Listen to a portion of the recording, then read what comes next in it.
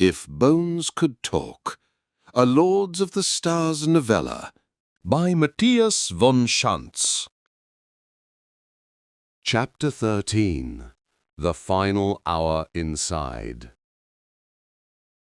Not long after the altercation, Plav Torfilmac finally reached the bridge of the derelict. The last leg of the journey had gone quicker than he had anticipated, with the corridors in the bow of the ship being cleaner and containing less debris than those he had seen before. With a smirk of irony, he glanced at Marcourt's oxygen canister in his hand. It seemed he hadn't needed it after all, but he felt no regret for his actions. His conscience had departed with the loss of his soul. When he reached the entrance, he could see it was barricaded from the inside, the same type of makeshift blockage they had encountered time and time again as they ventured through the ship. Using anything they could get their hands on, the original crew of the derelict had tried everything they could to block the way into the bridge. Tried, and apparently failed. Parts of the barricade looked as if they had been thrown away by some unimaginably strong force, with pieces of it floating all around him in the room outside the bridge. Slowly, careful not to rip his suit, he entered the passageway this event had created through the debris, his flashlight scanning ahead of him for possible hints of danger. Just like the rest of the ship, the bridge turned out to be dark and grey. Somehow he had expected things to be different here, though he didn't quite know why. There were no windows in the room. Clearly, the original inhabitants must have depended on view screens instead, just like Peretti's legacy had. Plav Torfilmac felt certain there must be an observation lounge somewhere on the alien ship, but if there was one, they hadn't found it. It didn't matter, though. For navigational purposes, you didn't want to depend on your own eyes anyway. Still, he had hoped to see the stars one more time before the end, and the lack of windows was disappointing. Gliding through the floating pieces of broken metal and glass that filled the room, he desperately searched for anything at all that could offer him a way out of this death trap.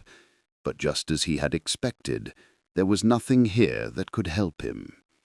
Every piece of technology was dead, rendered inert by entropy over immense timescales.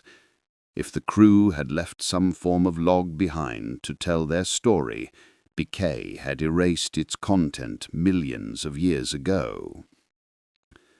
That the crew had once been here, he knew. Floating among the debris on the bridge, he counted at least 5 desiccated bodies, of the same type they had seen before on the ship. Tall, thin, and skeletal.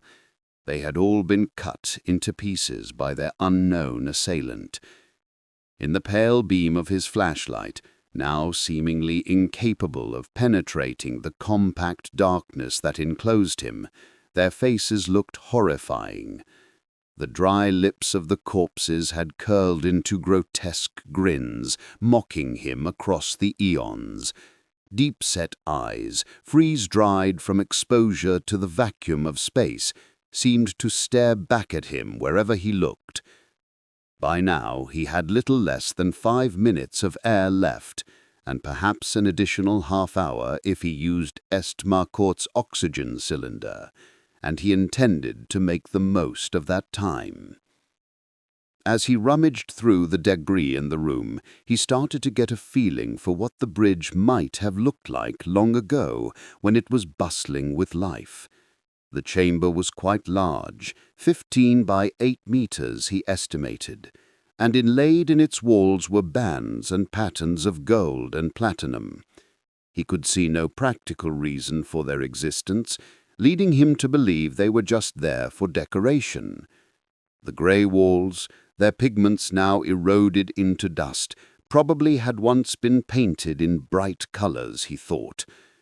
He had known it from the very first time he had laid his eyes on the alien ship.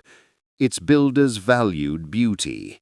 The decrepit wreck the crew of Peretti's Legacy had encountered was nothing like what the ship would have looked like before the disaster.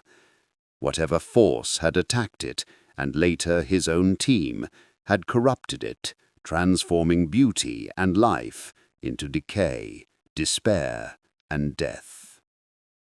Hidden in a corner of the room, deep inside a pile of broken metal sheets and razor-sharp shards of glass, he found a sixth body.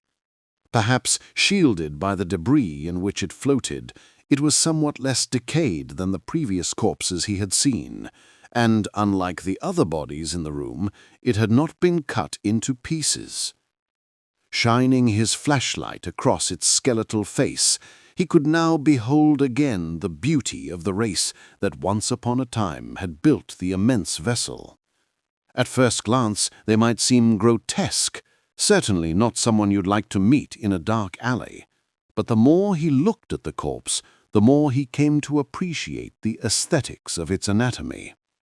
There was no muscle tissue to be found at all. The body was literally just skin and bones, driven by powerful sinews. Its unblinking eyes, dark and all-seeing, were like deep holes into the alien creature's soul. To Plavtor Felmak, it was hauntingly beautiful. A silent voice at the back of his head begged him to worship the once powerful being floating in front of him. In the light of his lumen torch, the long, spidery fingers on its hands, all six ending in sharp claws, waved slowly back and forth as the corpse drifted in the microgravity of the bridge. Had he been more alert, he would have realized something was very wrong with what he saw. All the other bone-dry bodies they had found had been frozen stiff. Without warning, the being in front of him suddenly turned its head toward him, its eyes no longer vacantly staring into space, but instead looking at him with razor-sharp focus, malice radiating from its gaze. The creature's thin lips curled back in a snarl, silent like death itself in the vacuum of the ship, revealing double rows of sharp triangular teeth. Plavtor Felmak froze in fear, unable to react, incapable of even thinking about a response. The only thought in his mind was the baffling fact that the alien wasn't wearing a spacesuit. The being turned around to face him head-on, its movements quick and precise, as if perfectly accustomed to the microgravity of the ship. As it did so, it grabbed one of the metal beams floating next to it, hidden among the debris. No, it wasn't quite a metal beam, Plavtor Felmak thought. It was almost 2 meters long, thin and flattened into something resembling a sword, polished and sharpened through the eons. Suddenly, a clicking sound emerged from the speakers inside his helmet.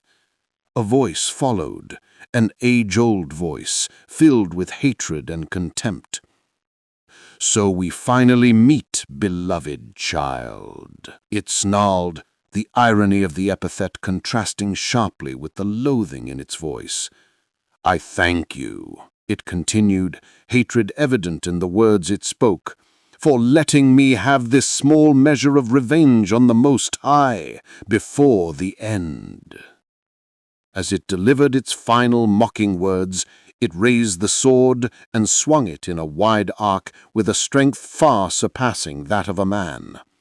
The blade connected with Plavtor Felmak's waist, effortlessly separating it from his torso.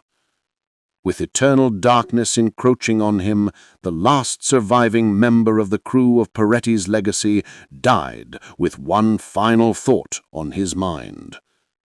"No one will ever know what happened to us here."